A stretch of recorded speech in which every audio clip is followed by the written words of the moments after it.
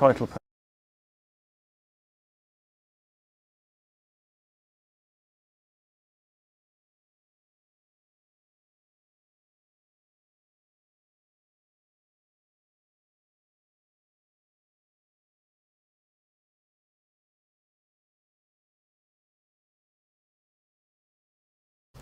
One, two, 1, 2.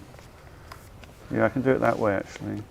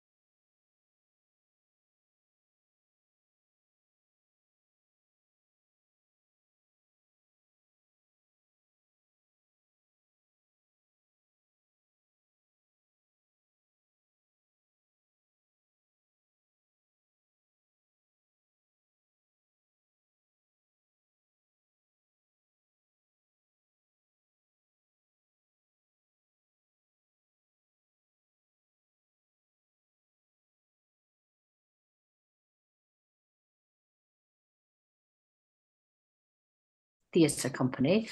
I am a very pale white Scottish woman in her mid 40s.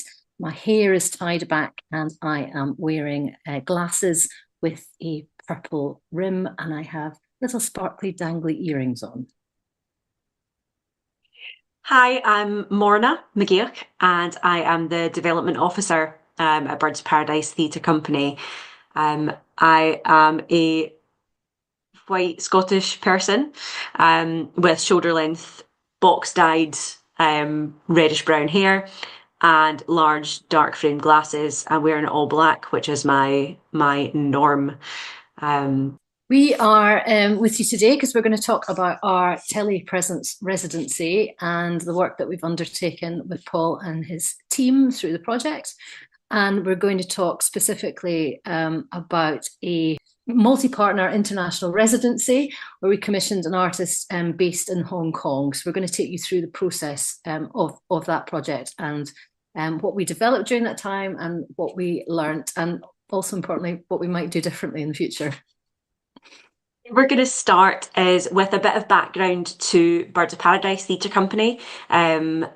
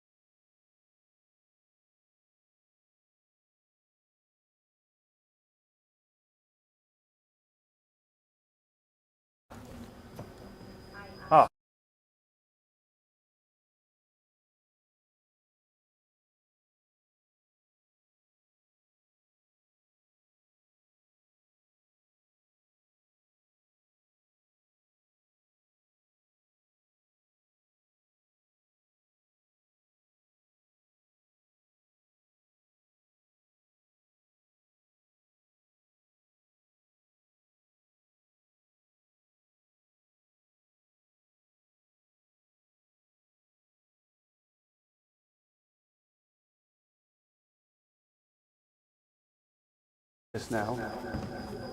That is not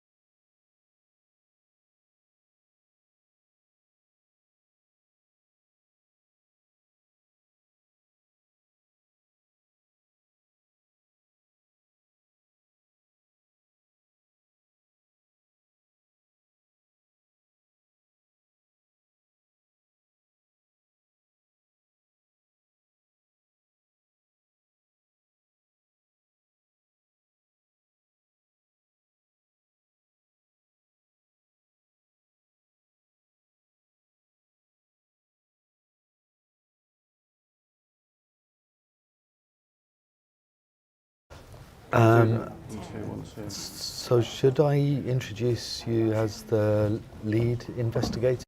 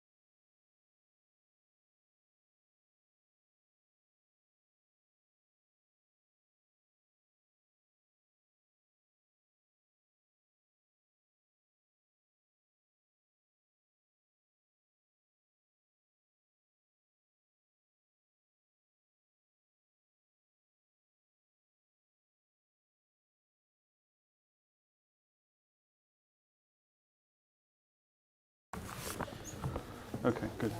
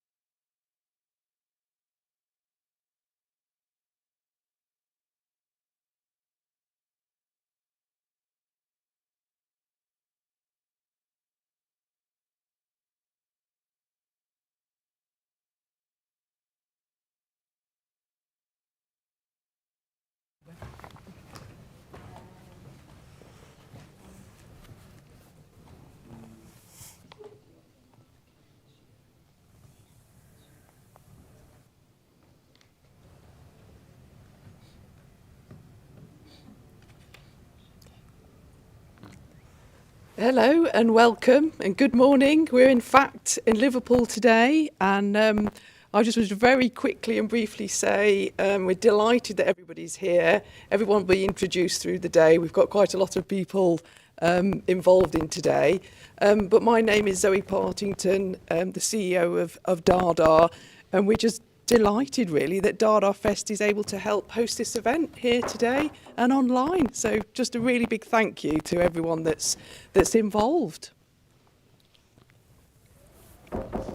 Thanks, Zoe. I'm Colin Hambrook. I am microphone's just being. Yeah, I'm Colin Hambrook. I'm the founding editor of Disability Arts Online. I'm a white man, older, not wiser, a bit grey, wearing a flowery purple shirt and glasses. And it's wonderful to be here at Dada Fest. It's always been one of my favourite festivals in the disability arts circuit, and I'm really excited to introduce everyone here and online to the Telepresence Stage project. Telepresence represents, to my mind, a very new form of digital theatre that creates access for disabled performers in ways that we've not encountered before. It's got a very unique aesthetic and feel to it, and it was a great privilege for me to introduce the Telepresence Stage team to Cryptic Arts and to Birds of Paradise Theatre. I was really delighted that they took on the challenge of getting involved and developing two pieces which we're going to get some presentations from Bop and from Cryptic about those pieces that they created, which we've also showcased on Disability Arts Online, along with a podcast with Jamie Hale, which I'd urge you to check out also. The links are in the YouTube channel, I believe. And yeah, without any further ado, I'd like to hand over to Paul Sermon, who's the lead investigator on the Telepresence Stage project. Great. Thank you very much, Colin. Yes, so hello. I'm Paul Sermon. I'm a white male in my late 50s with a grey beard and grey, brownish, wavy hair, receding hairline, black rimmed glasses. I'm wearing a brightly coloured scarf and a blue jumper. So I'll be starting this event by introducing the Telepresence Stage. I'm a digital media artist and professor of visual communication at the University of Brighton, and I've been leading this research project, a Telepresence Stage for Disability Performing Arts, since December 2023, which is a follow-on project from our original COVID project, our COVID response project, Collaborative Solutions for the Performing Arts, a Telepresence Stage. And that was from November 2020 until May 2022. So I spent 30 years working with telematics or telecommunication arts, including video conference and coexistent telepresence. And I was often contacted during the pandemic for advice and comment on how to approach our new COVID-found video existence. So since the early 90s, I've taken a phenomenological approach to combine and relocate distant participants in various familiar settings in social and fictional contexts, from life-size projections on shared beds, sitting together on the same green screen sofa, to peace negotiation tables and sharing the same telepresence stage. So Colin's going to help me by doing my audio description of my slides as we're going to go through them. And here we've got two images side by side, taken in a darkened room, and in the first photo a drawn figure, a video figure, and a third projected figure lie on a bed across from each other, and in the second photo one figure is projected on the other. So although my practice often often centres on this particular piece, telematic dreaming, as a prime example of third space telepresence.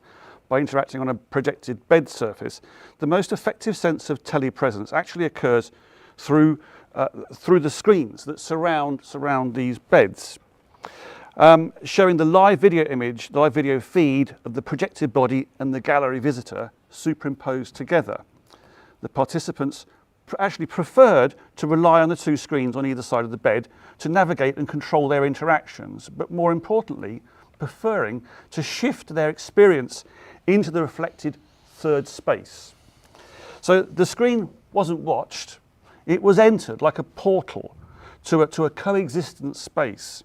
And in doing so, they could leave their physical vulnerabilities behind, along with their self-conscious inhibitions, to engage in a specular image through the observation of the self as other. That's a kind of description of what telepresence is.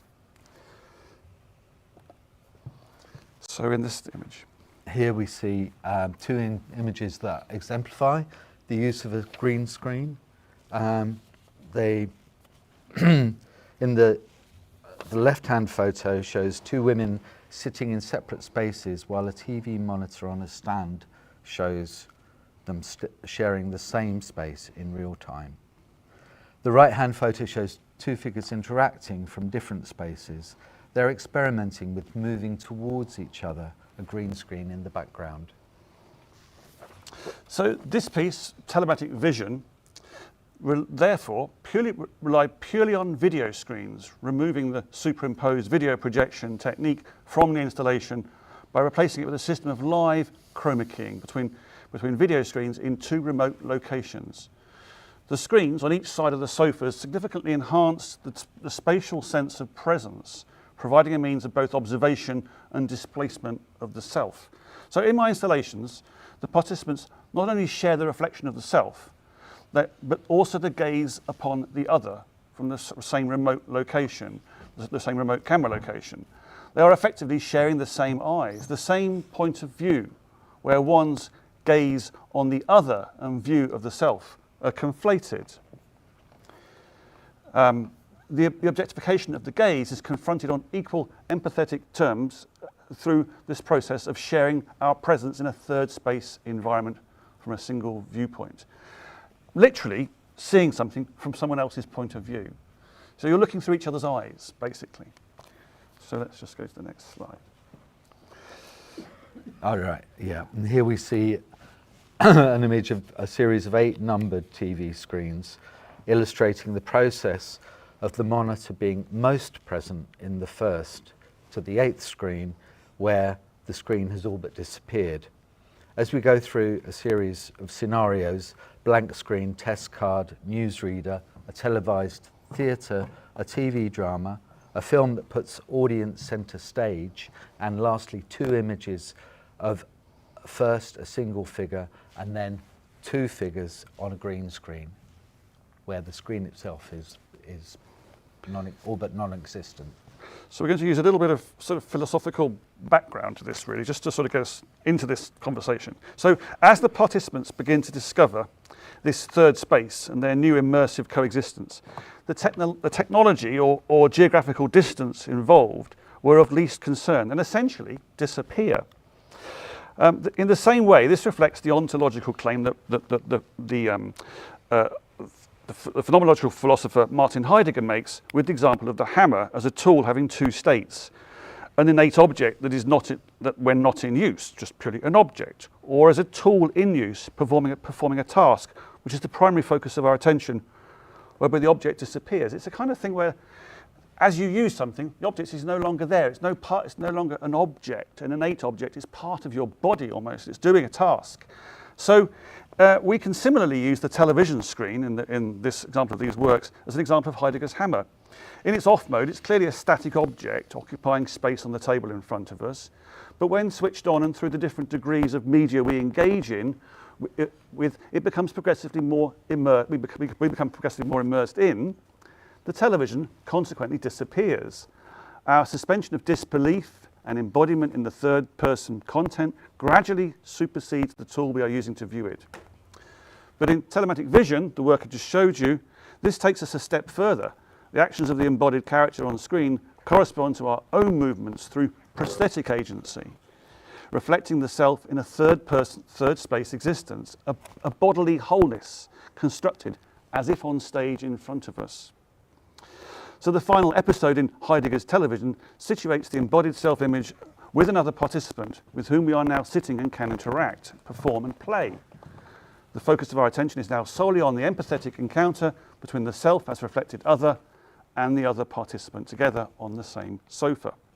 At this point, the television itself has completely disappeared, replaced by what is now a portal to a third space coexistence.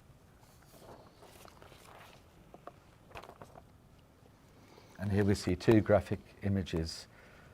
Sorry. Oh no, we don't. No, We see Paul standing against a large green screen with a TV monitor in the right of the image where interaction with other people is taking place. The image on the right shows multiple versions of Paul interacting with three other figures wearing COVID masks. So my initial lockdown experiments took place in May 2020 with a project called Pandemic Encounters, where I performed as a live chroma key figure from a green screen installation in my own home, interacting with participating artists from around the world. And in telematic quarantine, I invited participants to join me in an uncanny rendering of my actual house.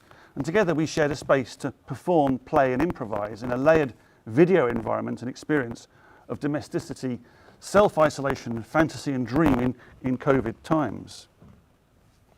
And here we see two graphic images side by side.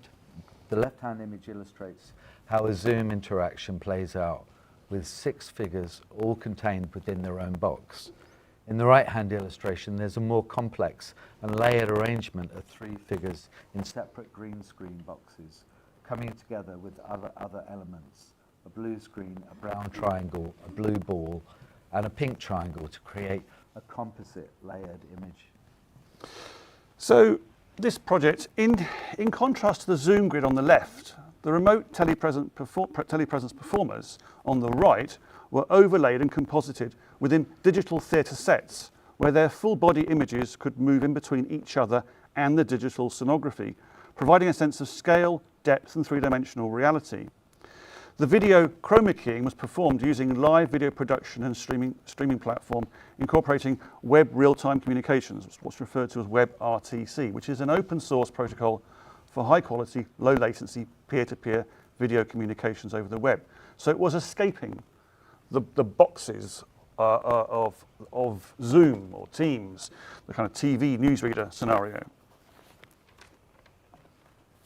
Yeah, and here we see a paper puppet theatre analogy of what telepresence represents. It shows a Victorian-style theatre backdrop with 6 figures who can be inserted onto the stage and an alternate woodland setting on the floor. So it illustrates how different layers can be incorporated. So, so the compositing concept worked in a similar way to the 19th century paper theatre when thinking about video as a 2D layer to create backdrops, wings, foreground objects and props and performers cut out from their green screen backgrounds using chroma keying techniques, scaled and placed upstage and downstage in a telepresence equivalent of the paper theatre. We're doing much the same here, but in a very 2D sense for this presentation.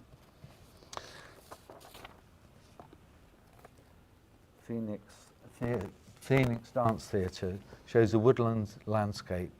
A figure squats as they place their hands on the head of another figure emerging from a hole in the ground.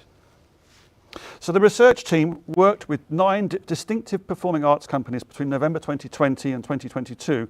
Each company undertook a 3-month online residency culminating in a unique telepresence performance, involving up to 4 company members performing together from their separate homes and studios.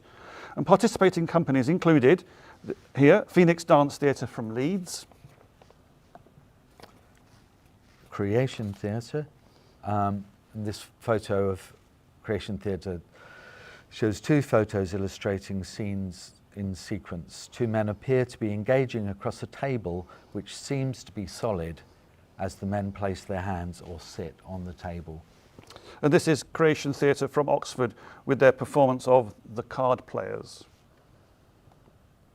And this is the Red Ladder Theatre Company with two images, one above the other, illustrating two scenes in sequence. The top image shows the viewpoint of a car mirror with a male driver and woman passenger behind, and the bottom image shows the taxi from in front with the driver at the wheel and a passenger behind him. Thank you. And that's Red Ladder Theatre Company with their performance of Taxi. And here we have Sharp Teeth Theatre, a zany image of four actors in surreal relationship to each other inside the control room of an Antarctic explorer ship. So Sharp Teeth Theatre are a company from Bristol, and this was with their online murder mystery Sherlock in Holmes, featuring audience participation. And this is Improbable Theatre, a paper cutout scene of a street with a washing line held by two hands coming into the picture and a woman sitting reading a book in the middle of the street. Improbable were an experimental theatre company from London, and their performance was called Outside the Frame. This is a graphic of a screen setup with several computers on tables, monitors, and a camera on a stand. So each individual performer was supplied with a large green screen backdrop, LED video lights, a webcam, and two video monitors positioned on either side of their green screen. This provided them with the ability to monitor the performance on both sides of the green screen, as well as straight ahead using their computer screen, giving them complete observation and control of their telepresence performance from all three available angles. And this is an image from the current phase, Birds of Paradise Theatre, a complex image showing a sign interpreter on the left above a clock set at 2 a.m. And on the right we see the back of a man washing a large red graphic of a human liver. Inside the graphic are two further characters smiling out from the image. So this follow-on project looked at how these telepresence stage solutions could be used specifically by the disability performing arts sector. Disabled people utilised the benefits of online communications long before the demands of lockdown and increasingly continue to do so. For many disabled people, the lockdown felt rather like a level playing field, as both disabled and non-disabled people had to work and socialise under the same conditions, benefiting from the advances in online applications, resources and access to the arts that proliferated at the time, which has sadly diminished. A telepresence stage for disability performing arts worked directly with two of the UK's leading disability performing arts companies, Birds of Paradise Theatre Company in Glasgow and Cryptic Arts in London. And please do make a note of the, if you could take a picture of it or screen grab of the address there for their video, their performance. We won't be showing that today, but you can see it there under that link. And lastly, this is an image from Cryptic Arts. Jamie Hale set in the clouds above a cloudscape, smiling from his wheelchair. Below, two figures in a paraglider, legs out, fly through the sky. So they applied and utilised technological advances made during the previous research to identify new features, techniques and bespoke solutions specifically for disability performing arts sector. Both companies undertook the telepresence stage residency programme, lasting this time up to 6 months, to develop unique public performance outcomes using and adapting the developed tools and techniques to access and engage previously restricted participants and audiences. So again, quality of life is not a measurable outcome. The web address for that video link is there. I'm not going to say any more about those projects now because I'm going to let them talk about those videos and that work during the projects, during their presentations. Thank you. Thank you very much. Okay. Great. Thank you. We're going to go to our panel discussion. We have a few minutes now before our next presentation. Oh yeah.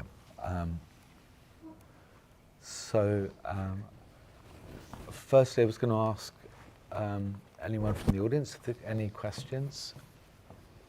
Have we got the roving mic? No?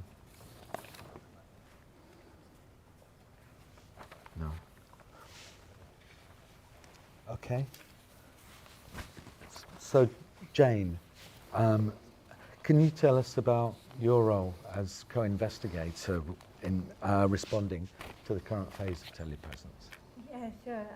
Hi everyone, I'm Jane. I am a white woman with brown hair that's tied back, and I'm wearing a long black dress and a blue and grey patterned jacket. I am a co-investigator on the Telepresence Stage project and a senior lecturer in Fine Arts at the University of Brighton. It's been a really fantastic project to work on. I think my role in it has been perhaps slightly different to roles I've had in previous projects and how I anticipated it, but it's been really fantastic. I came to the research with a background in collaborative participatory work with disabled artists and disabled people who may or may not consider themselves artists. And usually as a researcher I tend to, alongside my researching role, also have a facilitation or organisation role and some maybe a bit more involvement in the co-producing and creative content of the artwork. And I think in this project it's been really interesting because I've been able to take on more of an observer role and see an overview of the project and see, learn about the telepresence and also see how both Cryptic Arts and Birds of Paradise Theatre companies have applied that, and my role also involves kind of contributing to events like this and evaluations of publications. But I think what has been really interesting for me and really helped me see the value of this work is that I joined the project after a period of working on trying to run creative projects during the pandemic on Teams and Zoom and being in the kind of box that Paul described. And I really saw through the telepresence stage and the way the theatre companies worked with it, how it kind of offered an alternative to that and a much better, more engaging alternative, and how it became part of the creative process. And I think we'll hear later a bit more about how it goes beyond access and other forms of audience engagement.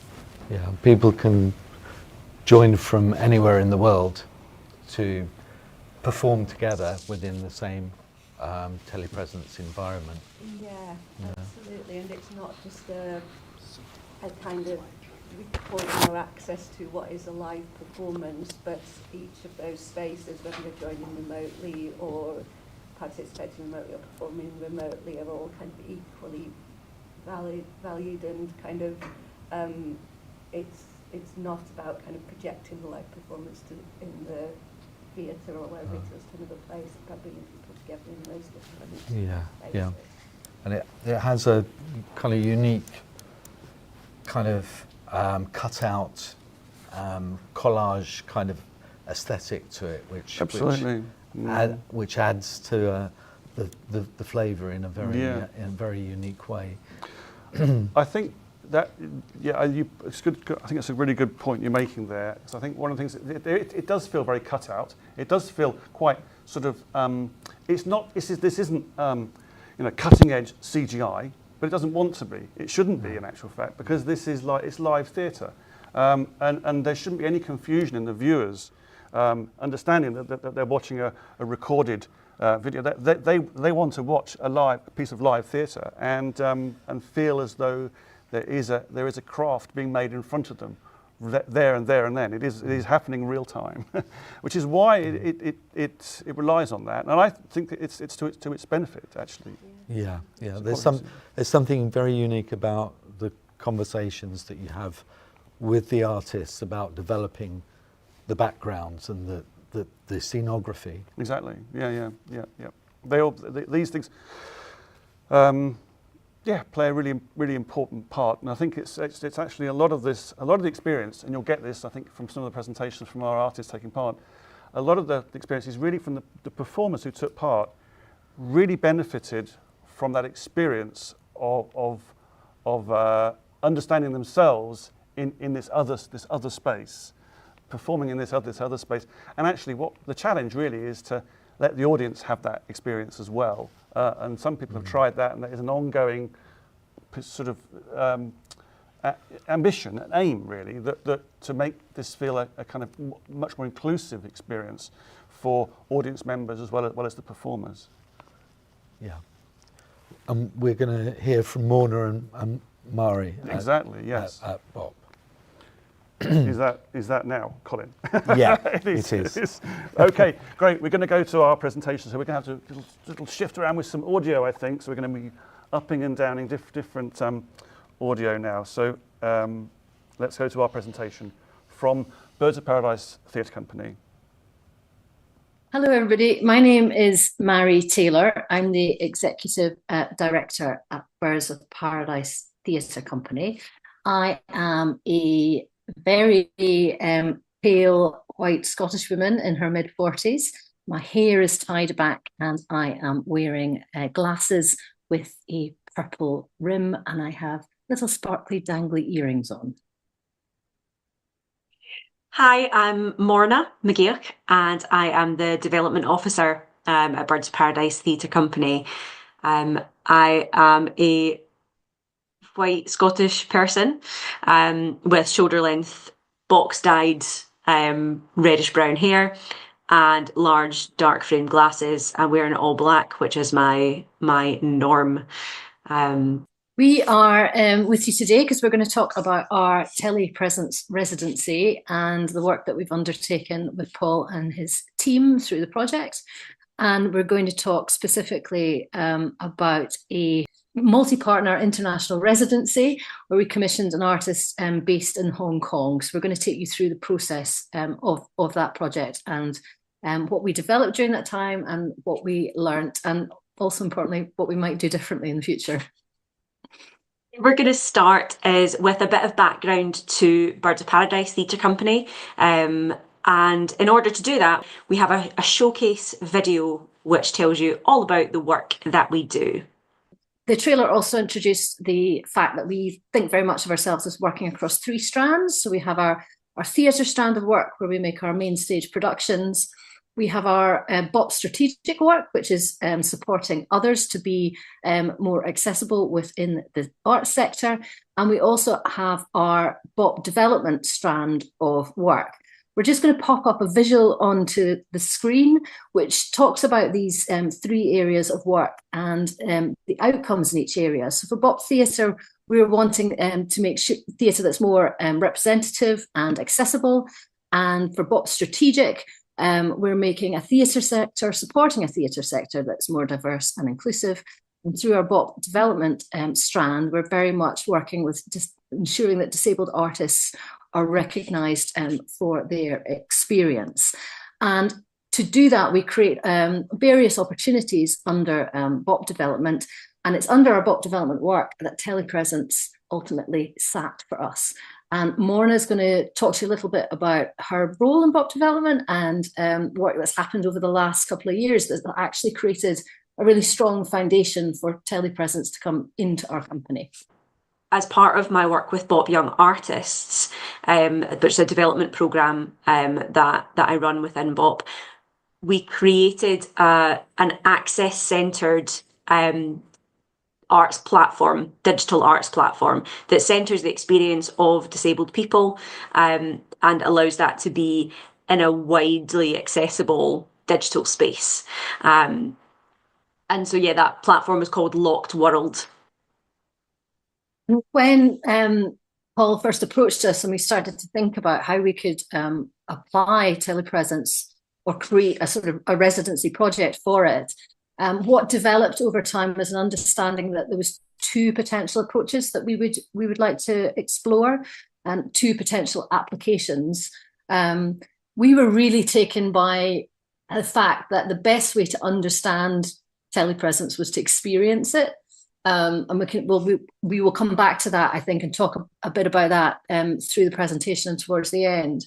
And it was through experiencing it that Morna and I could really feel where we could explore both creatively embedded access and making work and putting it online. But we were also really taken by the fact that the impact of that embodied experience, both for audience members within a creative piece, but also potentially in an engagement setting. So we have a visual that would pop up, which is just sort of talking about these two potential approaches that we were going to be exploring. And one was to create an artwork, so commissioning a disabled artist to make an artwork for Locked World, but specifically looking also at creatively embedded access within that.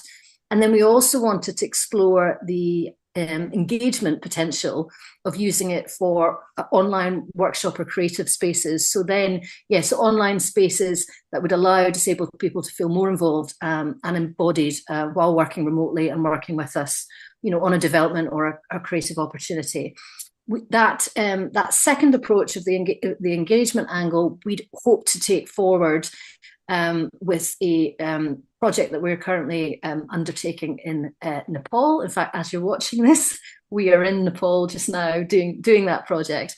But that became too challenging, and we can talk about that at the end, because I think it's part of the learning. So we're going to launch off now, focusing very much on where the artwork opportunity developed and how we did end up going about commissioning a disabled artist. So we're going to take you through this process in sort of 6 stages. So we've just got a little visual on screen to help to visualize that that process, and we'll walk you through it. So we've got the spark, building understanding, communicating the opportunity, supporting understanding, developing the artwork, and sharing the artwork. We're just going to go through those stages one at a time. So first up, the spark. So we had this idea that we wanted to commission a disabled artist to make an artwork for Locked World. And then we became aware of British Council Hong Kong's Spark Festival that they run. And this year it was a hybrid arts festival, and it was calling for applications. And we thought it felt like a really great opportunity and very much aligned opportunity to commission a Hong Kong-based artist to make a piece of work for Locked World using creatively embedded access and also using telepresence, and creating that for an online and an in-person audience, because the Spark Festival took place at the Airside Shopping Centre in Hong Kong. So there was an in-person element to that, as well as the online potential of using Locked World as a space for that. We also had a little bit of history of working in Hong Kong. So we felt able to and confident to start to broker relationships if we were successful with that funding application. We were successful, and that allowed us to start really planning and starting to think about how we would do the call out and building the understanding of how we were using the telepresence technology within that opportunity. Because we were working with multiple partners, we were working with British Council Hong Kong, and we were working with Arts with the Disabled Association of Hong Kong, so ADAHK. You'll hear us using that acronym. So we were partnered with ADAHK, building that understanding of what telepresence actually is and what that means. And we ended up that we got them to try it out during a knowledge exchange workshop with Paul and the rest of the research team. I'm bringing an image up on screen right now, which might get some oohs and ahs and giggles in the room or in the Zoom. So this is a video still from a telepresent piece of work called Coombe Hill or High Water that Paul Sermon created, and we used it within our starting to work with ADAHK and building that understanding of what telepresence is. So on screen, it's a video still, it's a stylized image of a sort of hilly residential area, and it's filled with murky water about 8 feet deep. And in the image, you can see Michelle, who's part of our staff team at BOP. She's shoulder deep in the water, and she's playing with swimming in the water. And then you've got Kim, who's from the ADAHK staff team, and she's in a wheelie bin and she is waving and playing around in this space. So, and as Mary mentioned earlier, we felt that the best way to understand telepresence was to take part in it.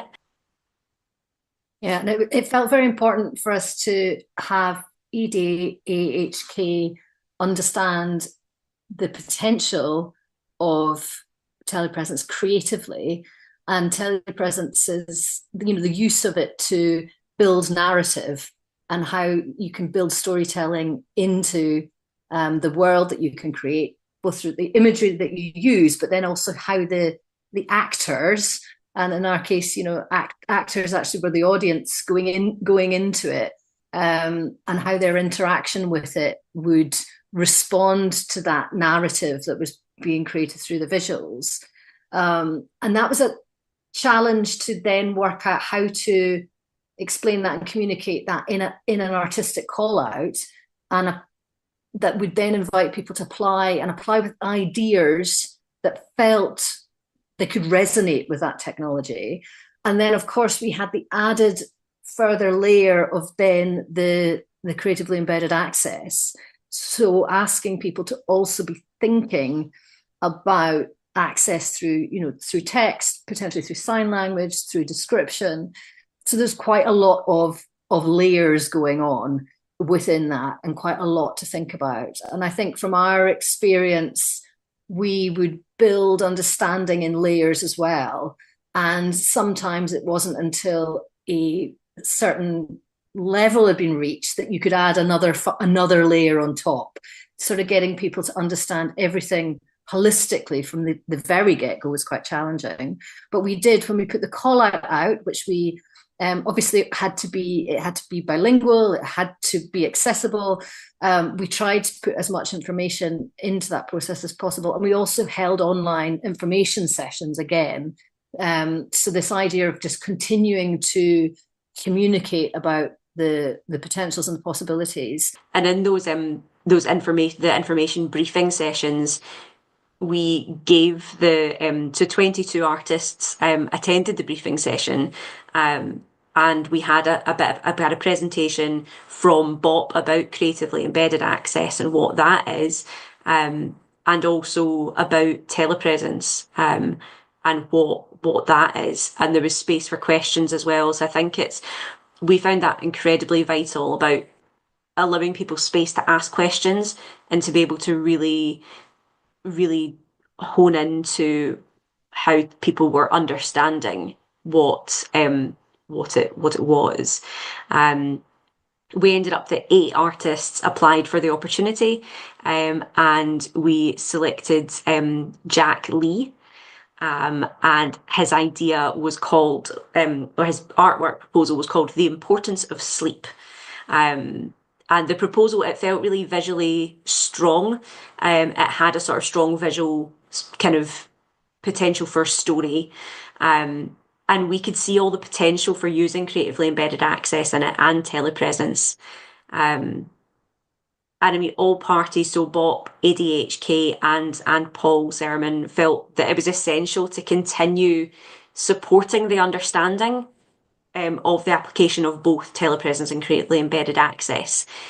So it was vital for us to hold an onboarding session with Jack, the artist, allowing him space to discuss his initial ideas, specifically in relation to creatively embedded access and telepresence, and providing him with a few more tools, getting an idea of what his understanding was, and giving him some tools to start to use. Was absolutely vital. I've got another screen grab here that I'll bring up on screen, which shows it's actually exactly the same scene as we showed earlier, with Michelle from BOP and Kim from ADHK. But this time, and it is myself from BOP, and I'm in the foreground, and I'm like holding my head as if I'm like in a panic that I'm shoulder deep in water, and Jack, who is the artist that created The Importance of Sleep, is in a wheelie bin and looks like he's screaming. And then on the right hand side of the picture, you can also see the other people who were involved in that call, in little Zoom boxes, So at the top, you've got the team at ADHK, which includes some of their administrative staff, and a Hong Kong Sign Language interpreter, because Jack, the artist we were working with, is deaf. And there's also a translator who was translating from Hong Kong Sign Language into English, and all the vice versa. And Paul is on that screen as well, and Grace also from ADHK. And again, we found the most direct route to understanding the potentials of telepresence was taking part in that experience.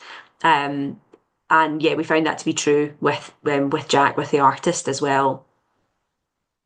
And Jack's idea was quite accessible in itself, I think. You know, it was a really accessible story in the sense that it's about the idea of what happens when we sleep. And in Jack's world, the Chinese god of sleep, Zhao Gong, appears in the internal landscape of the body and goes through a series of cleaning and cleansing stages. And this was the idea that he'd pitched to us.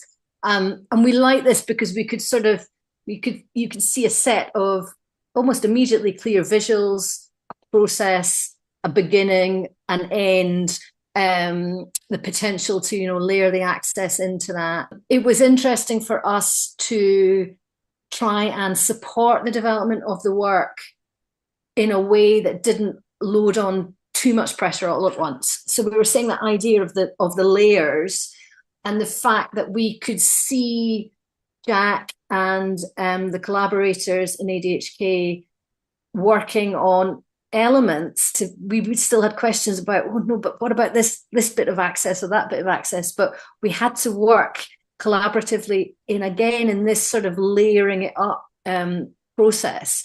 So there was in a way it was about utilizing the telepresence potential around the narrative as strongly as possible, and then starting to pull in the access elements and, for instance, the descriptive elements, or how different elements could be used.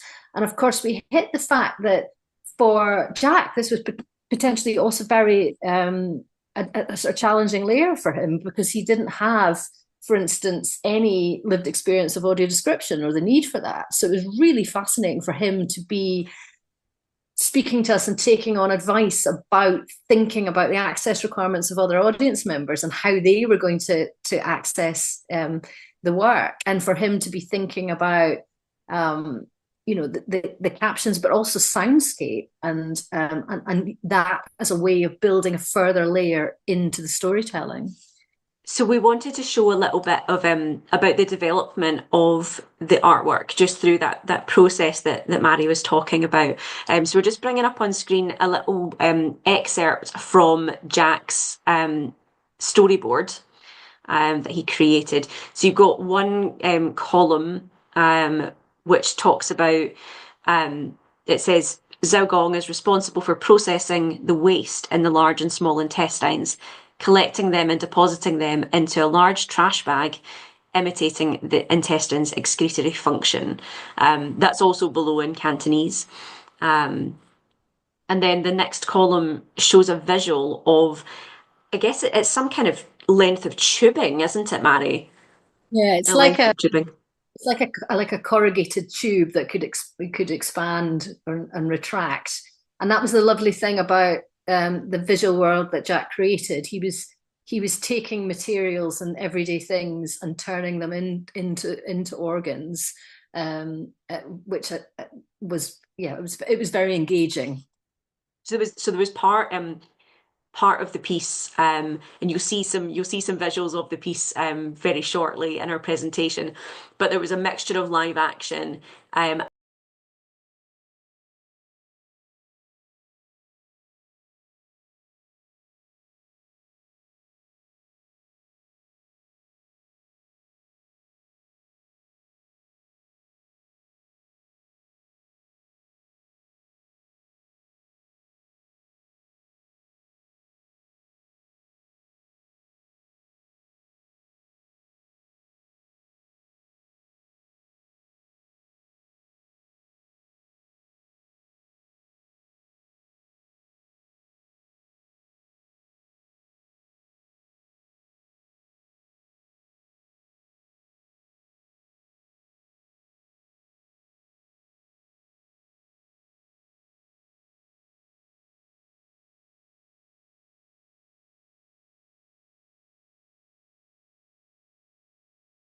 and these sort of crafted materials.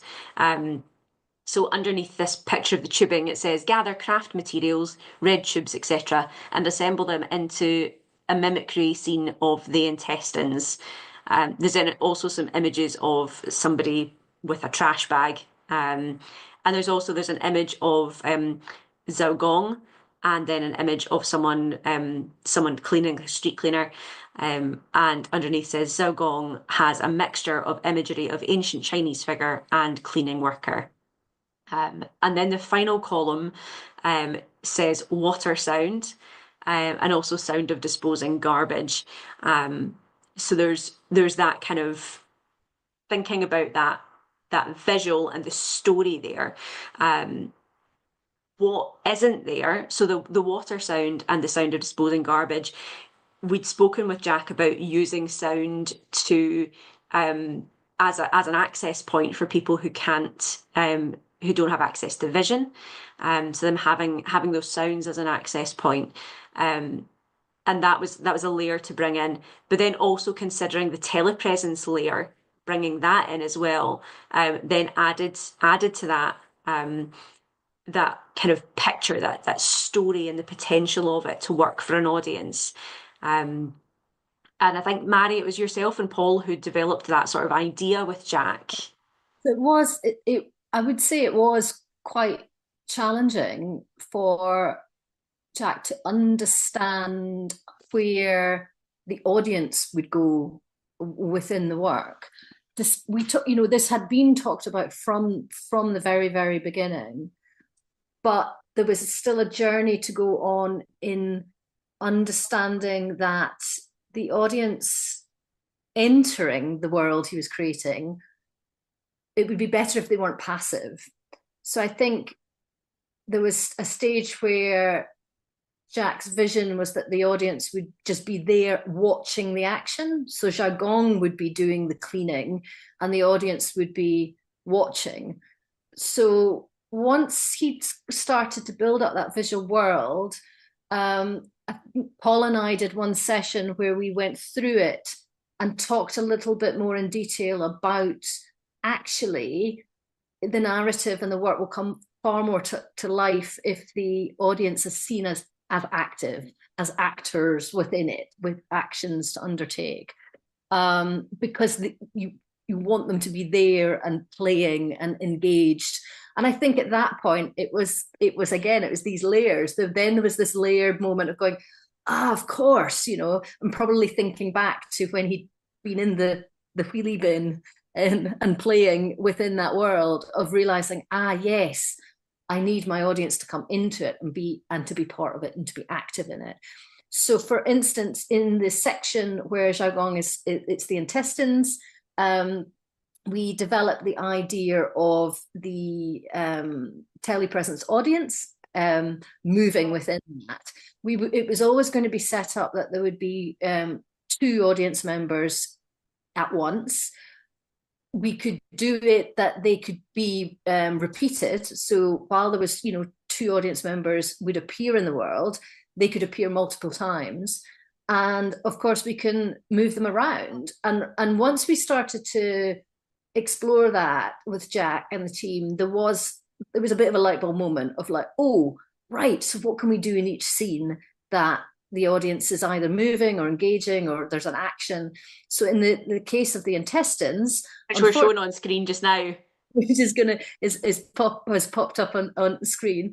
Unfortunately, in the case of the intestines, the audience became material moving through the intestines, and then falling out of the bottom and being swept up and put into Zhao Gong's rubbish bag at the end.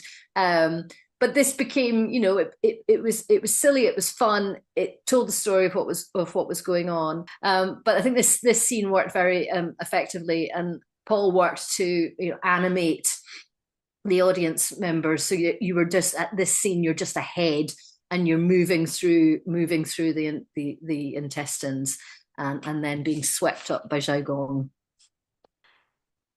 We then moved into the sort of sharing of the artwork, and as we said, the artwork was going to be part of the Spark Festival in Hong Kong, which took place from the 18th to the 20th of October in 2024. So sharing the artwork, it really, again, there was so much around communication, and this time communication for audiences.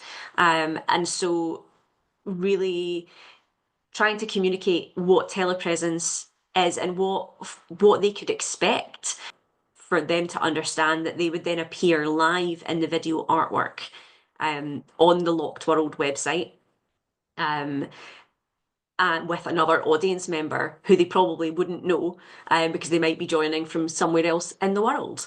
And the interactive video would be able to be viewed on the Locked World website by anyone anywhere in the world, and it was also able to be viewed at the Spark Festival in person, at the Airside Shopping Centre in Hong Kong.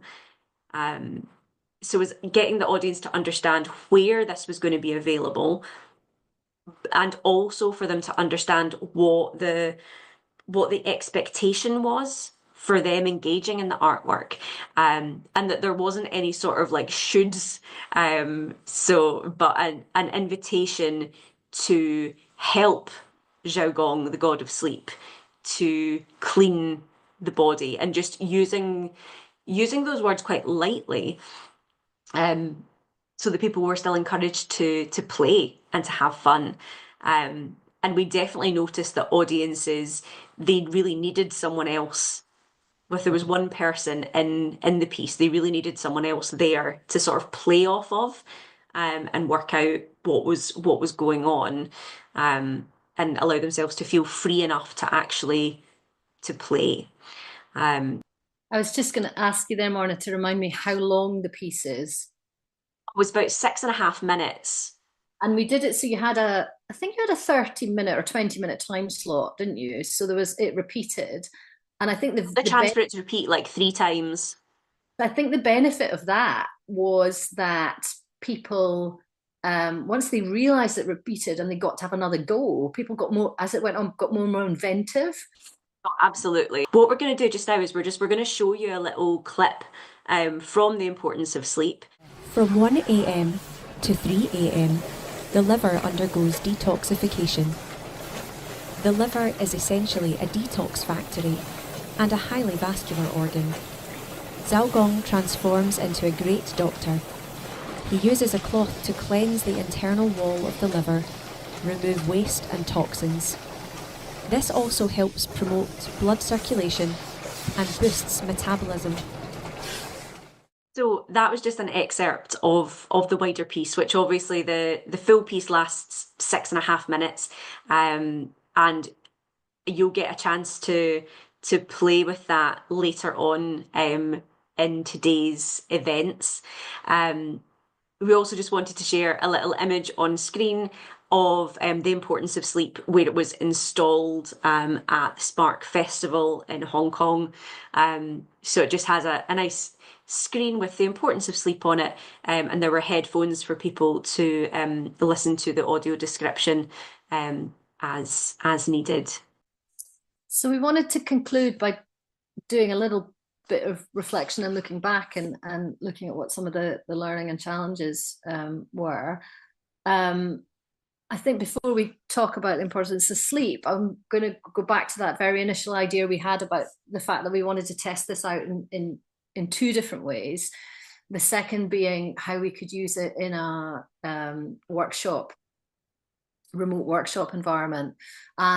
We've been working on a project with disabled artists in Nepal, which is resulting in a piece of work which we're staging. But in the development of that, we were bringing together disabled artists in Nepal and in Scotland to come together in Zoom in an online space and share stories and life experiences, and that we would hope to draw forward into the final piece of work. And Morna and I had seen this as a really exciting opportunity to actually use the telepresence world and to create worlds that they could enter together. Unfortunately, we didn't do this, and it's it's for a very dull reason, but a very hugely impactful one, which is simply that the internet connections were not stable enough or strong enough within Nepal for us to be able to do that successfully.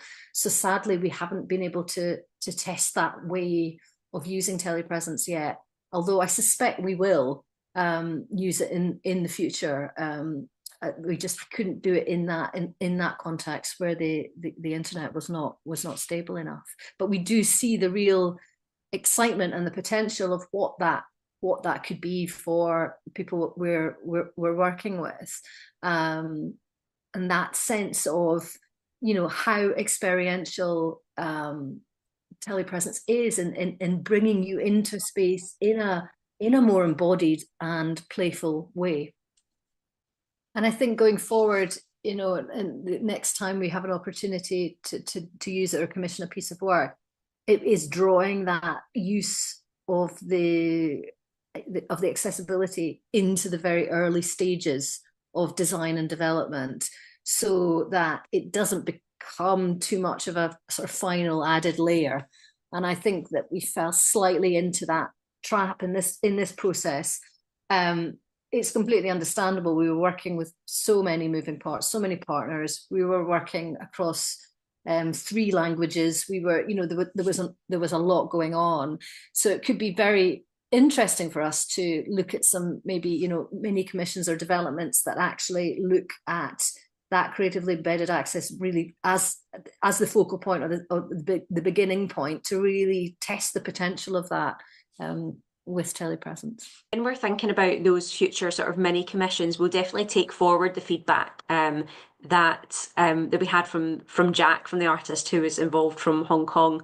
So we had a final session with him after the dust had settled, after the Spark Festival happening, because Jack went along to the opening of the Spark Festival and saw his work installed, and he told us that he was really moved by seeing an idea that he had for many, many years actually coming to fruition, and him being able to then to make it and to share it with other people. And he actually also spoke about him being able to be in it as well, and him being able to play in it as an active audience member, and that being really exciting. Well, thank you so much for giving us your time and finding out about this process. We hope that it's been interesting, and we look forward to answering any questions that you might have in our upcoming Q&A session. And we hope that you enjoy getting to play with the importance of sleep later on today.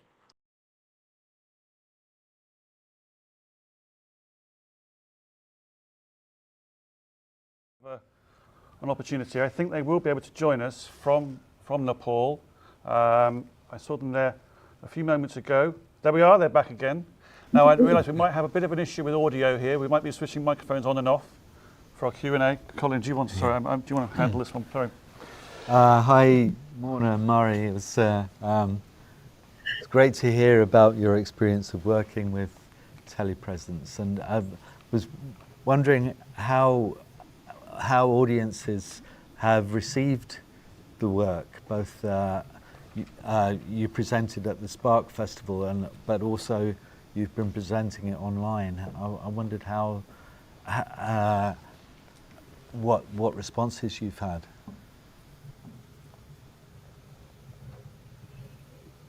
So the audiences that we've had, we had some really wonderful feedback. Are you hearing us okay? Excellent. Okay, great. We had some really great feedback via feedback forms after the audience had taken part. They had spoken about how they felt really part of the artwork, and it helped them to engage with the story more because they were able to be in it and be active participants in it, which I think was really great. And they responded really well. That particular audience member really enjoyed the way that we had embedded accessibility into the piece. When people were engaging with it online, we did a lot of testing.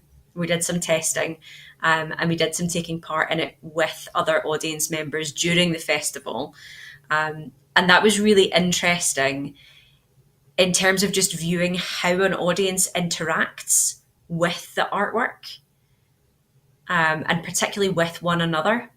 We found that audiences really needed at least one other person to be in the interactive artwork with them, to give them a sort of a sense of what they might be expected to be doing, but also a real sense of play with the other person, which was really, it was just really interesting to witness that sort of human behavior element of it. And I think because the piece looped the way it did, people were able to get an understanding of the form and then start to play within that, and that worked very well. I think that opportunity for two audience members to come into space together when they're on, other parts of the planet, was a great opportunity to create a level of engagement that some individuals otherwise wouldn't have. Just that excitement of realizing you're part of something that is at an international festival, when maybe you're living somewhere rurally in Scotland and you're not connecting to the arts very much. That was very exciting for audiences. Yeah. Hi, Mona and Mari.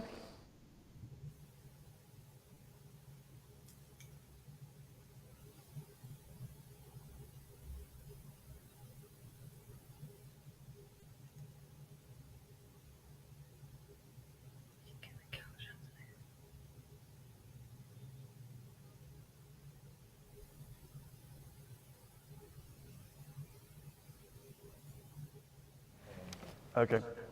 Yes.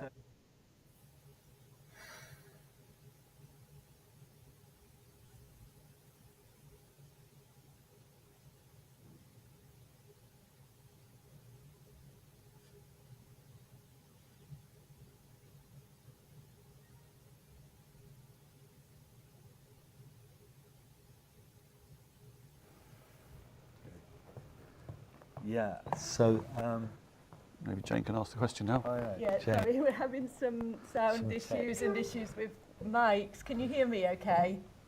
Yeah. Great. They can. I just wanted to ask, during the residency, we discussed the job description for the artist role, and I remember Paul describing it as jobs for the future. And I just wondered, having gone through that process and seeing what the role became, how you describe that role now. I think how we articulated and recruited in and created an opportunity for the artists that we ultimately worked with in this role certainly gave us lots of information about what needed to be articulated around the skills required. But I think maybe I hope it came through in some of the presentation, but it was a very, very layered process. And of course, we were working across two languages, working with new concepts for the artist. We were really working across three languages because Jack is deaf and a sign language user. And I think what was very interesting was trying to explain the skills required to work within telepresence and what would be the potential, while also, because of what we were doing and the commission we were doing, we were creating an opportunity for a disabled artist. We also, it's always impossible to find an individual with absolutely every skill you need, whatever the job description is. So it was always a case of discovering where, once we had an artist involved, where their skill set did match up with the project, and then where we needed to provide support, or what we needed to explain in more detail. Yeah. Once Jack started to play with the form and realize what he could do within it. Yeah, we were quite open about that from the start. We did a briefing session for any disabled Hong Kong artists who were interested in applying. And we were quite open at that point about the fact that we knew that there's a lot of different parts to this project and what the role needed to be, and that we would offer support where needed.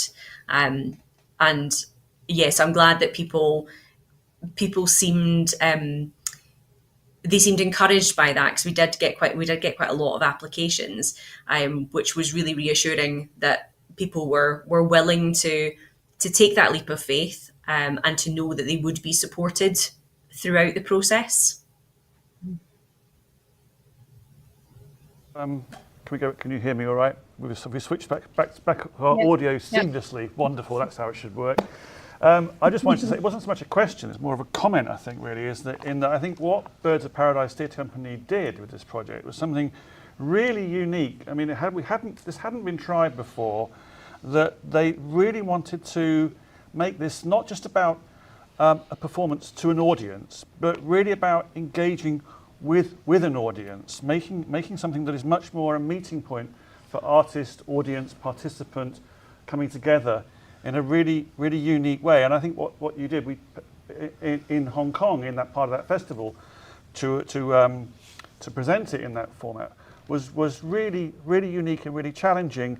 And not only from the point of view of it being innovative, it was using so many different multilingual, multi-captioned, multi-sign language performance that was done in an extremely creative way. Every aspect of it that Jack Lee approached really took on board all those creative opportunities. So I just wanted to say that, and just say I really hope that this project has allowed Birds of Paradise to go forward with this and make other projects in the future using these sorts of things. So it was really, really exciting to see. Thank you.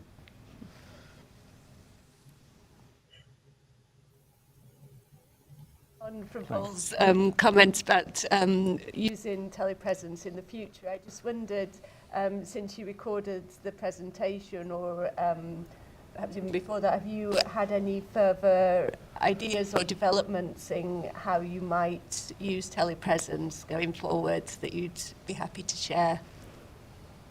Well, we had actually hoped to be using it here in Kathmandu, in the project that we're working on just now.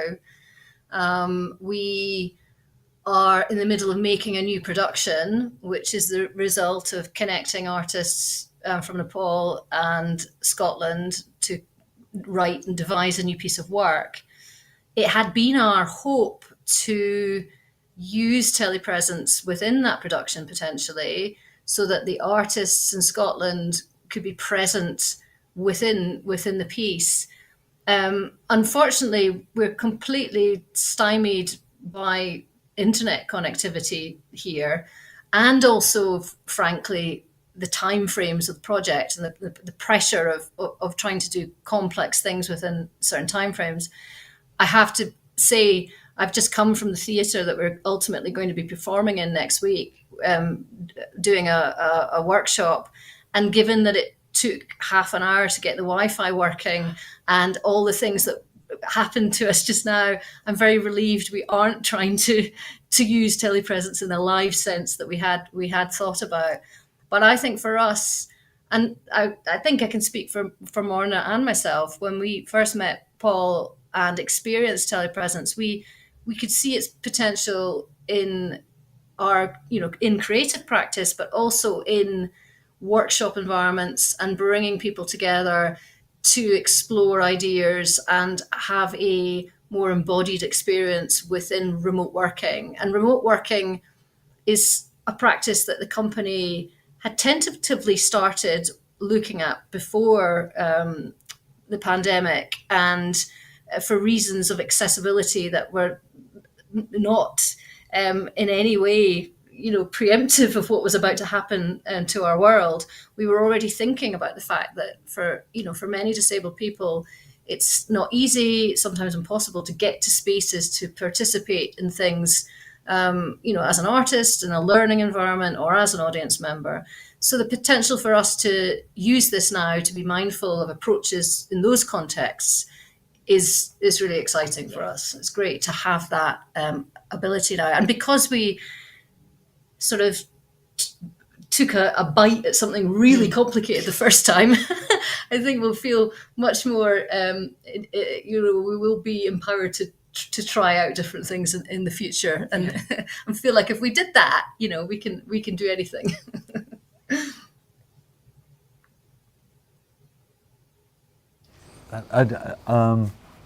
We're going to go to a break now. We are. We're going to have to go running to a over break now. But thank you so much for joining us from Nepal. You're about 5 hours ahead of us, I think. There, so five and a half hours ahead. So, thanks so much for joining us and break a leg with the performance this afternoon and all the rest of it. So. Yeah, good luck. Okay. Thank you. We're going to go to a break, unless there. I think that's the next.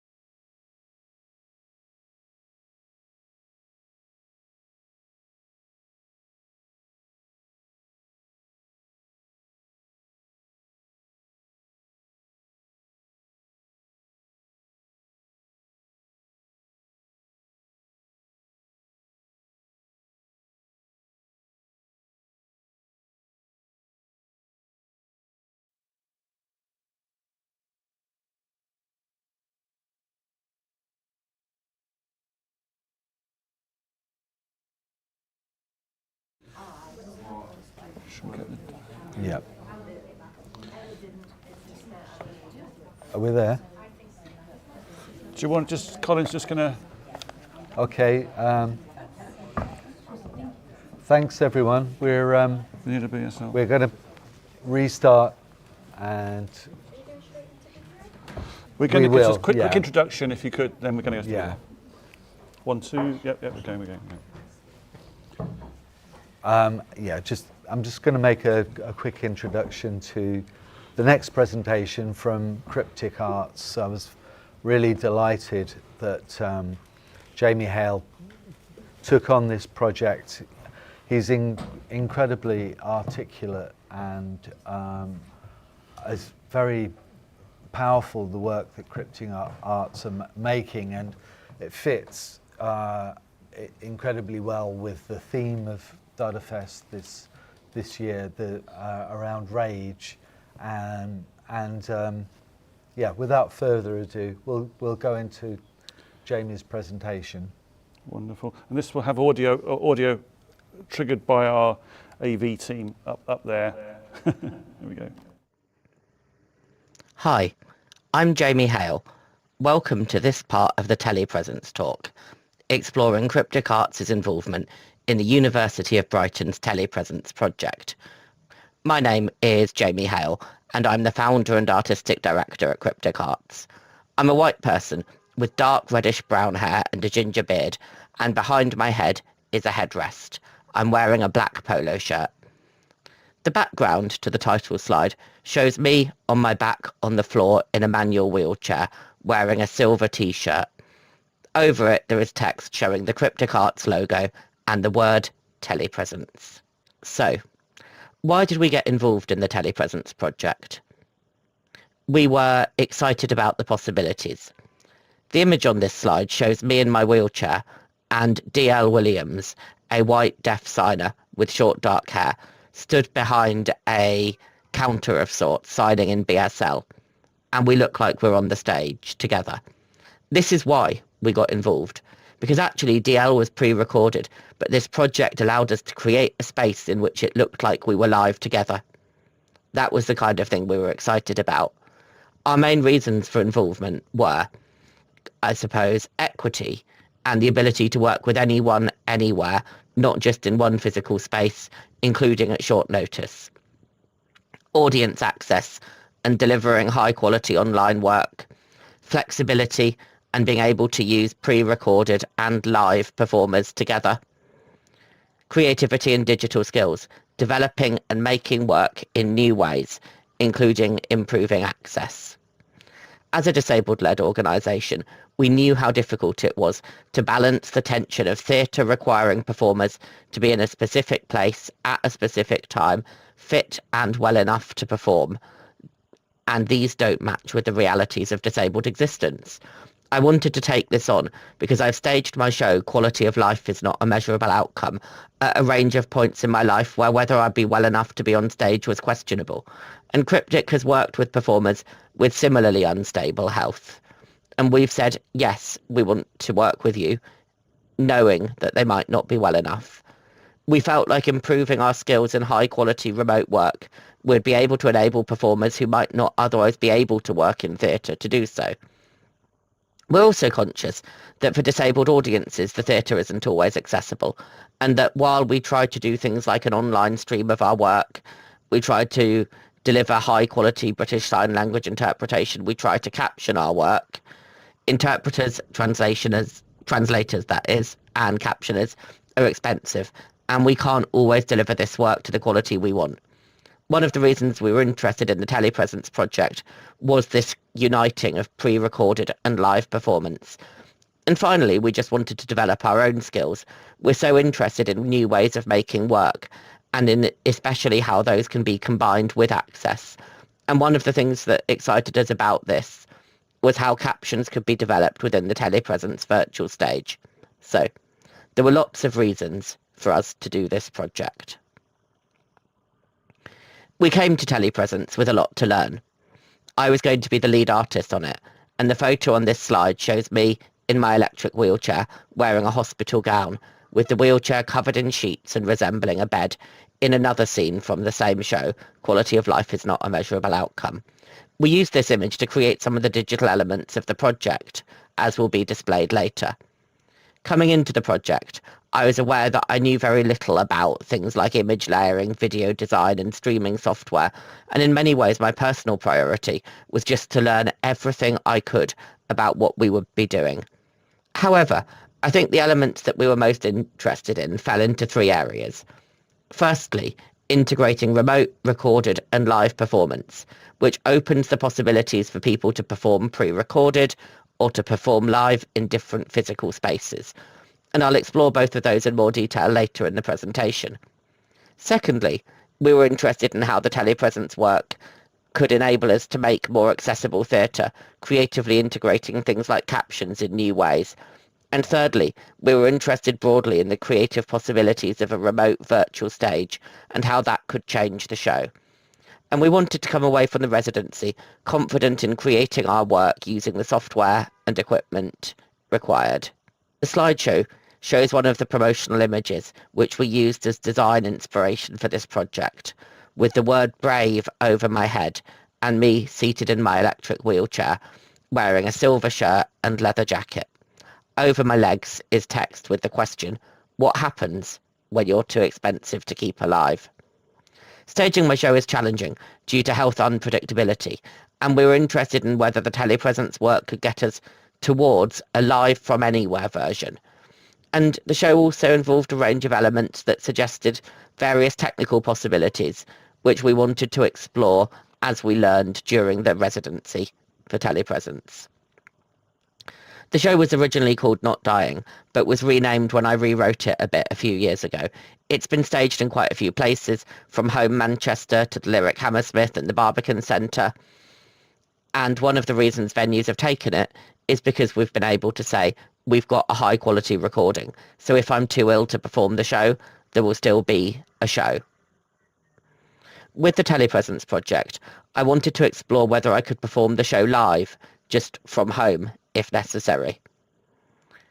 And then another reason for using my show was all of the technical and performance elements and the things it gave us to explore, moving from hospitals to the wider world, being reached and touched and moved, with captions and British Sign Language, the audience experience of being within a Zoom. There were so many elements that I felt that we could test and grow as we did the project. And throughout the presentation, I've got clips primarily from the show, arranged in a way that makes logical sense for the presentation, though not always the show's narrative. Fundamentally, in terms of a narrative arc, the show begins in a hospital, exploring the unexpected nature of survival, before pivoting to what it means to have survived as a disabled person in a world that judges you as too expensive, isn't adapted to you, and puts constant barriers in your way. We only worked on a small portion of the show for the telepresence project, so the clips I'm using go from just before the end of Act 1, in which I'm in hospital and not necessarily expected to survive, into the beginning of the second act, with social care package decision-making, planning, conversations with my doctor, but also some of the more political poetry, things that critique the tropes and pressures placed on disabled people to be brave, the ways panels can control our lives, what it's like to have a body that is not welcome places, or a body that is physically cared for by others. Hopefully, the idea of knowing that we're exploring those themes will make the clips make more sense. I'm going to start by taking you through some of the things we explored and learned, often accompanied by video clips. This slide shows me in the manual wheelchair again, upright this time, with wings made of a hospital gown material bursting from my shoulders, and is the explorations and learnings slide. And with another fantastic image of DL and I appearing on the stage together when DL is actually a recorded video, I want to just outline what I'm going to talk about. So I'm going to discuss the shape of the project, the creative possibilities of telepresence, creating different digital environments, using pre-recorded material and live performance, text and captions, physical interaction, and remote performers. So it's been an interesting project with 4 key segments: in-person and remote workshops to learn the technology, digital design setup and creation, the editing, the week-long in-person residency, of course, and the editing, finalising and reflecting. And the image on the slide comes from some of the digital design. Me on the virtual stage, back in my electric wheelchair, with the word Grace written over in front of me as we played with some of the creative captions. We worked on this project over a period of perhaps 8 months. During that time, we had a set of in-person and remote workshops designed to build our confidence and knowledge about the technology before we went into the rehearsal space. At that point, a lot of the digital design work was done to create the images and layers that we would then use within the software to create the experience of the virtual stage. The week-long in-person residency was where we filmed and recorded most of the material you'll see today. And then after that, it was the editing, finalising and reflecting.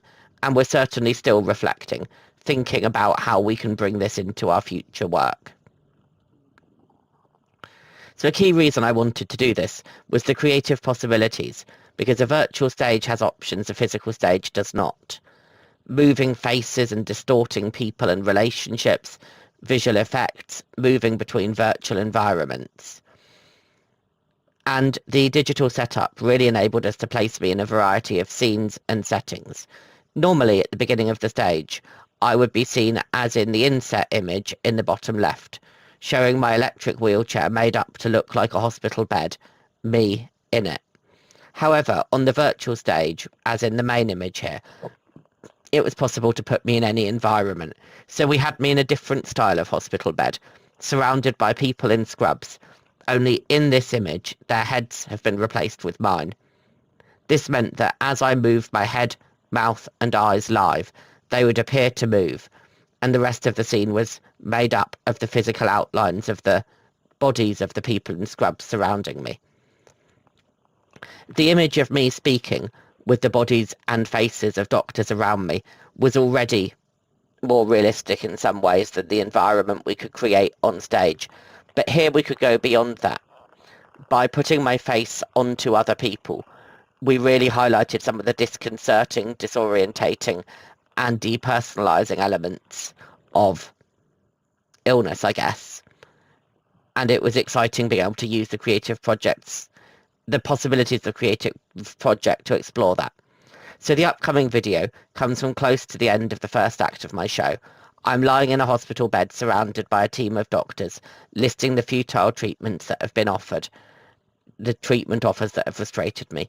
But as I speak, each of the doctors' faces is replaced with mine, creating something unnerving and disconcerting, until all of their faces become mine, and my mouth moves on every face as I speak.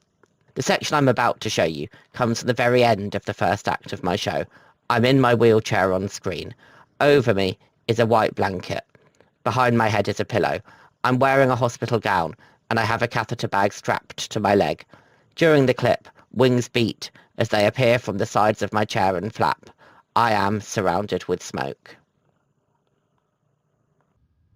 I contain hurricanes, and if they're going to unmake me, then you'd better believe I will welcome these winds.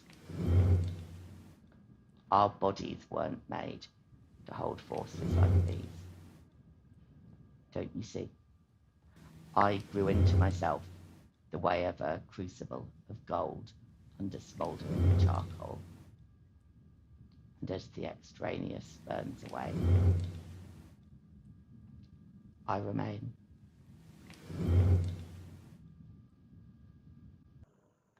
That section was designed to pretty much exactly mimic what happens in the live show, with haze and wings on the back of my wheelchair. We actually used an image of me with the wings to construct those digital flapping wings, or at least the team in Brighton did. I never quite grasped that element of the technical work. What we also tried to do was capture the sound of beating wings, so that whether you could see the wings, hear them, or both, you still ended up experiencing them. Another of the creative elements that opened up fascinating possibilities for me was the ability to move the show into lots of different spaces, places, and environments. The technology offered such a range of possibilities for doing so, with the on-screen virtual stage creating disconcerting visual effects, loading a Zoom on screen as if the audience were in it, breaking the rules in that Zoom, disconcerting them, mirroring and multiplying video, transforming the stage.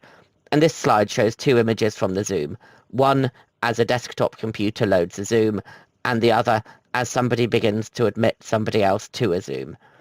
And one of the reasons I did this was because I was creatively interested in making the audience feel almost complicit in the social care decision-making panel, putting them inside it. In the theatre, I could only really project an image. But within this telepresence version of the show, I could really integrate the audience into the experience as they watch their own computer load up a Zoom. And once I'd created this Zoom environment, I could think about how I wanted to break the rules, come in and out of it, whether I on the stage could even see and hear it or not, and whether that kept changing. I've always been passionate about integrating British Sign Language into my work, and this slide shows a projection of me faded out on a screen with D.L. Williams sat in front of the screen signing. It comes from an R&D we did together, working on translating into British Sign Language in a way that kept a similar time and pacing to the spoken English. And I was really keen to work with the recordings from that during this project. Certainly, using pre-recorded BSL footage meant performance timings could be synchronous with the signing. We could work with footage of a performer more easily. It had an as-live feel, but also helped control costs. It looked brilliant on the virtual stage, but of course pre-recorded footage has no flexibility if the live performer forgets a line.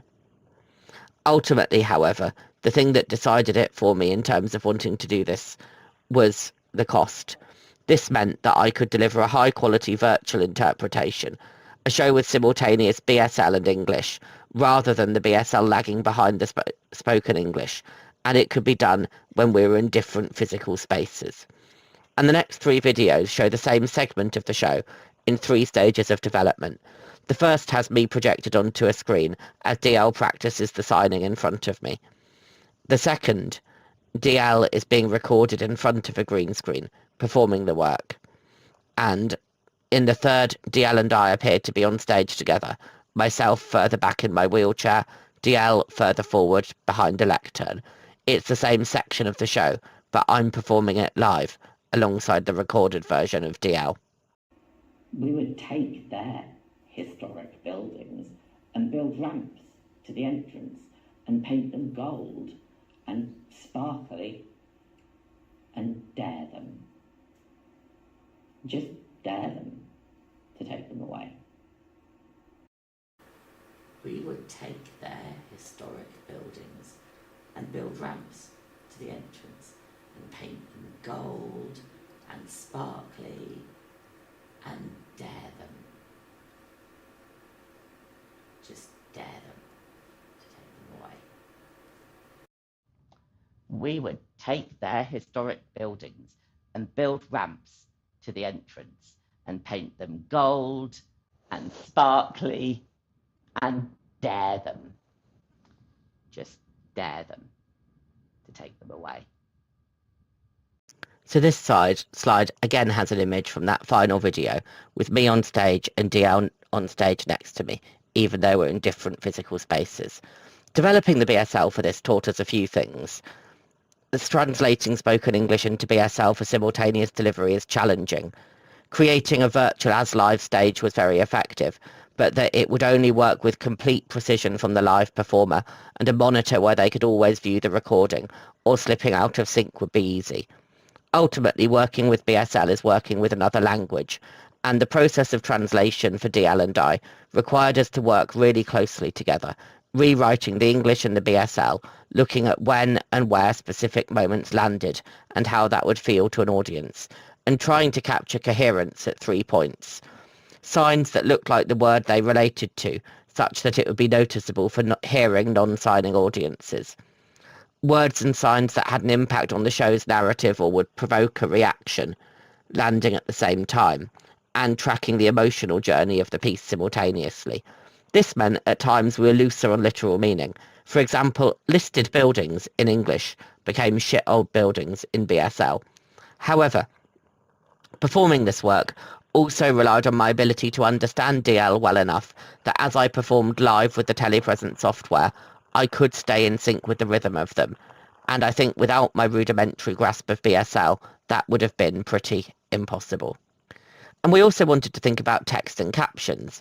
And honestly, we didn't focus on them as much as we wanted to, but we still found that the virtual stage can make creative captions feel and seem more present and interactive, but doesn't allow for flexibility if a line changes. They can also be slow to design, import and change, certainly with the limitations we found in vmix. And in this slide, I'm sat in my wheelchair with the word brave in front of me curved over my head. I'm going to show a video next where the word brave shatters with the sound of breaking glass, and I continue. Brave. What complete and utter fuckers. And this slide shows an image of the moment the word brave shattered. Integrating creative captions is going to require a lot of intensive design work, and having the capacity for 3D interaction with them is really interesting but should be limited for emphasis. I found that the presence of the captions sometimes risked being very textually distracting in some ways, but also that they really added something. In creating a virtual stage, the words could be anywhere, in front of me, behind me, moving around me, or in a specific place. I feel like integrating captions into it is in some ways a lot easier than doing it on a physical stage because of the options open to me, but also harder because there are so many different ways of designing and delivering the slides. And it's definitely something that I want to work on in future, really making the captioning part of it. So that's something I came away with, I think, knowing it needed more development. Now, one of the most exciting elements of telepresence for me was live distant collaboration, for which we worked with Jade Oyanhui, a deaf performer from Lasalle College of the Arts in Singapore, and we found that physical touch and coordination felt and looked startlingly real. The process of rehearsing movement and contact, however, was complicated and needed a lot of practice, and that the access barriers we had with communication were heightened by distance. There are 3 people in the photo on this slide, myself in the middle, still in my wheelchair, Jade to my left, a Singaporean woman stood wearing black leggings, a blue t-shirt and with long dark hair, and Steve Dixon, an older white man with short white hair in dark trousers and a grey short-sleeved shirt to my right. Steve is gesturing with his arm while Jade and I look at him. And the fantastic thing about this image is that Jade and Steve are in one room in Singapore and I'm in another in London. And yet in this virtual stage, it feels like we're together as a group. However, actually the only